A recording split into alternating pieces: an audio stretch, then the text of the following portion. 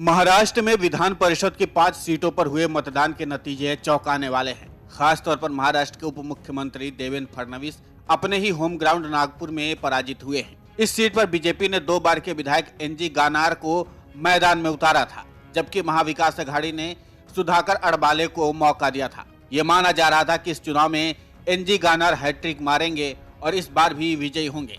हालांकि तमाम कयासों और अटकलों को गलत साबित करते हुए एमबीए के उम्मीदवार सुधाकर गढ़बाले विजयी हुए हैं। उनकी जीत को लेकर के महाराष्ट्र कांग्रेस के प्रदेश अध्यक्ष नाना पटोले ने जानकारी दी है।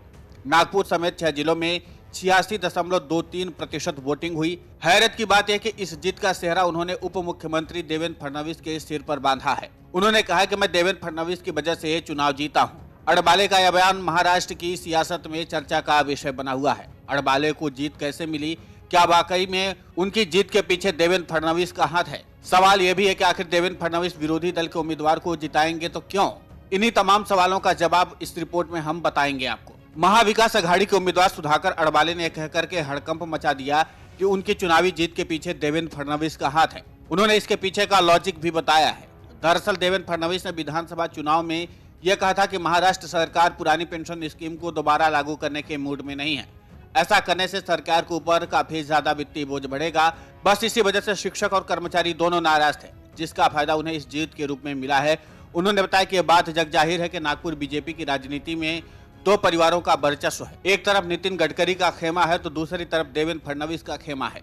नागपुर और विदर्भ में ये सब जानते हैं कि एनजी गानार केंद्रीय मंत्री नितिन गडकरी के काफी करीबी हैं। दूसरी तरफ वो 2 बार विधायक भी रह चुके हैं। ऐसे में उनको लेकर के लोगों के मन में कुछ नाराजगी भी थी। दूसरी तरफ बीजेपी के भीतर की आपसी कलह भी उनकी हार का एक प्रमुख कारण है। सुरेश माने ने बताया कि पूर्व विदर्भ में ओबीसी समाज में 3 प्रमुख जातियां राजनीति में सक्रिय हैं, जिनमें से प्रमुख रूप से तेली, कुनबी और माली हैं। तेली समाज को बीजेपी का कट्टर समर्थक माना जाता है। इसके अलावा यह भी कहा जाता है कि कुनबी और माली तेली समाज के खिलाफ राजनीति करते हैं। जीते हुए उम्मीदवार माली समाज से संबंधित है, इसलिए इस चुनाव में जातीय समीकरण का नुकसान बीजेपी को उठाना पड़ा। महाराष्ट्र की राजनीति को करीब से समझने वाले राजनीतिक विश्लेषकों ने बताया कि नागपुर से बीजेपी उम्मीदवार के हार के पीछे की एक बड़ी वजह यह रही आला नेताओं का ओवर कॉन्फिडेंस। दरअसल महाराष्ट्र के विदर्भ में बीजेपी के सबसे बड़े नेता के रूप में देवेंद्र फडणवीस को जाना जाता है। वो महाराष्ट्र के उप मुख्यमंत्री भी हैं।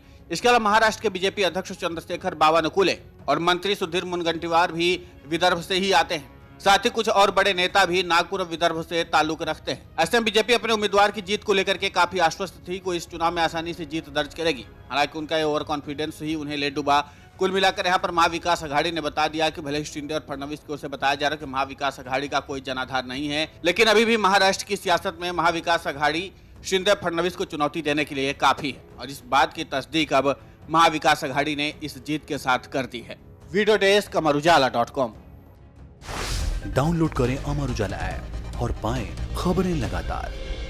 अगर आप ये वीडियो YouTube पर देख रहे हैं तो हमारे चैनल को सब्सक्राइब करें और बेल आइकन को दबाना ना भूलें। अगर आप Facebook पर ये वीडियो देख रहे हैं तो हमारे पेज को लाइक करें।